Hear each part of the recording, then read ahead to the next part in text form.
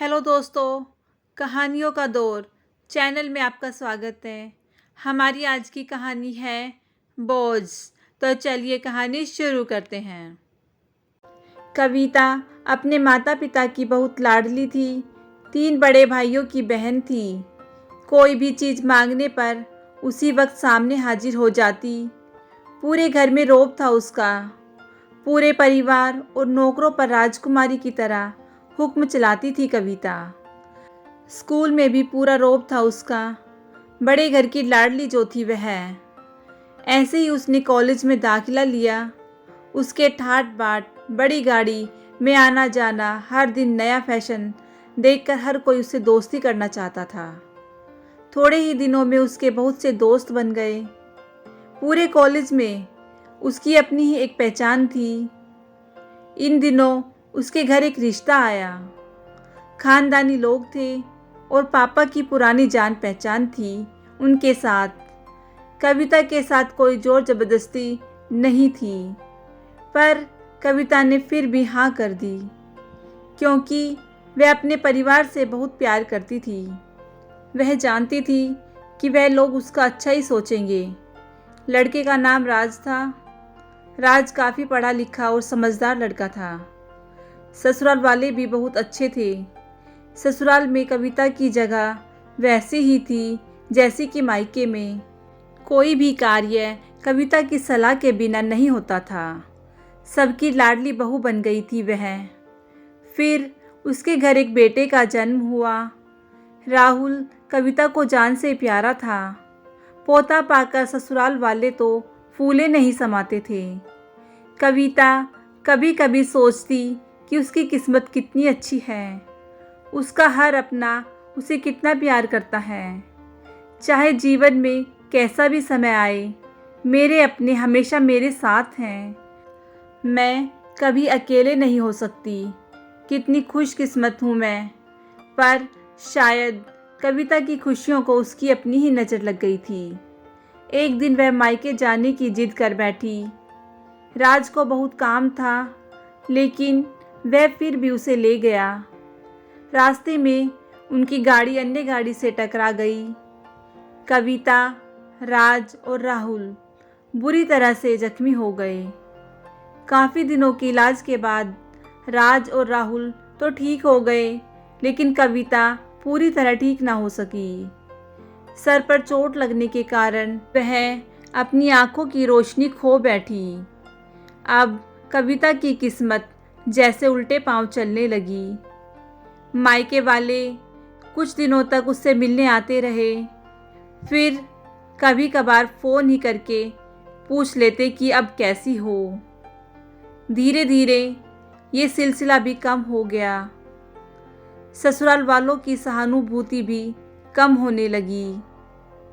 घर में किसी को पास बैठने के लिए कहती तो जवाब मिलता, बहुत काम है, अब तुम भी हाथ नहीं बटा सकती। राज भी चिड़चिड़ा हो गया था। बस राहुल ही था उसके साथ, जिसके साथ हंसते खेलते उसका वक्त गुजरता। एक दिन कविता के हाथ से कुछ सामान गिर गया, जिसकी वजह से राहुल को हल्की सी चोट लग गई।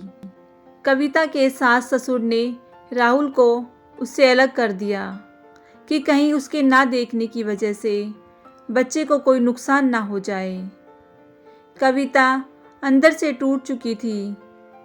एक दिन उसने सबके सामने मायके जाने की इच्छा रखी तो राज उसे तुरंत मायके छोड़ आया, जैसे कि वह भी यही चाहता था। लेकिन राहुल को उसके साथ नहीं भेजा गया।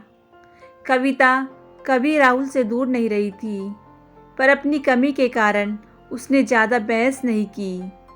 कविता को लगा कि वह 3-4 दिन वहाँ रहेगी तो थोड़ा हवा पानी बदल जाएगा, क्योंकि वह कितने दिनों से कहीं भी बाहर नहीं गई थी। घर वाले भी इतने दिनों बाद उसे देखकर कितने खुश होंगे। कविता के घर पहुंचने पर सब लोग बहुत खुश हुए। खाने में सब कुछ कविता की पसंद का ही बना था। उसने अपने मम्मी पापा और भाई भाभीियों से दिल खोलकर बातें की। उनके छोटे छोटे बच्चे भी बुआ के साथ घुल मिल गए थे। रात को सोने के वक्त जब वह कपड़े बदलने लगी तो उसे पता चला कि उसका बैग तो बहुत भरा हुआ था। वह सब समझ गई। वह बहुत उदास हो गई। कुछ दिनों तक तो सब ठीक रहा, फिर जैसे सब बदलने लगा, सबका व्यवहार बदल रहा था। वह लोग जैसे थक चुके थे उससे। सब लोग घुमा फिरा कर पूछने लगे कि राज कब आ रहा है उसे ले जाने।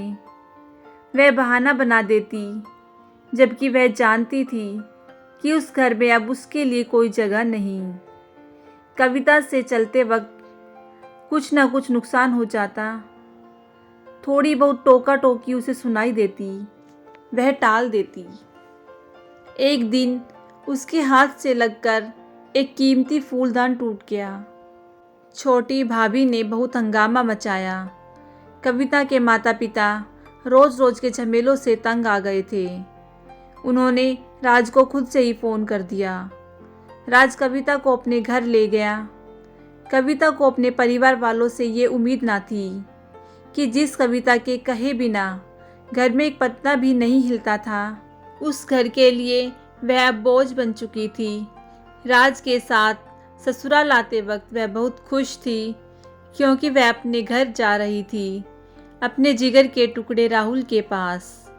परंतु यह खुशी भी कुछ पल की ही थी। सारा बंदोबस्त पहले ही किया हुआ था। कविता को सीधे ऊपर वाले कमरे में पहुंचा दिया गया। राहुल से दूर रहने की सख्त चेतावनी दी गई।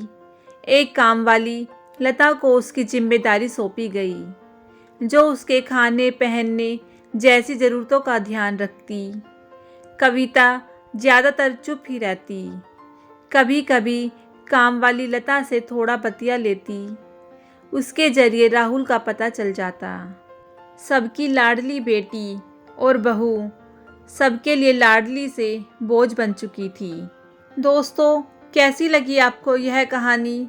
मुझे कमेंट करके ज़रूर बताइएगा।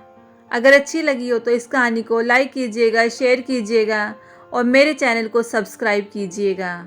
कहानी सुनने के लिए बहुत बहुत धन्यवाद।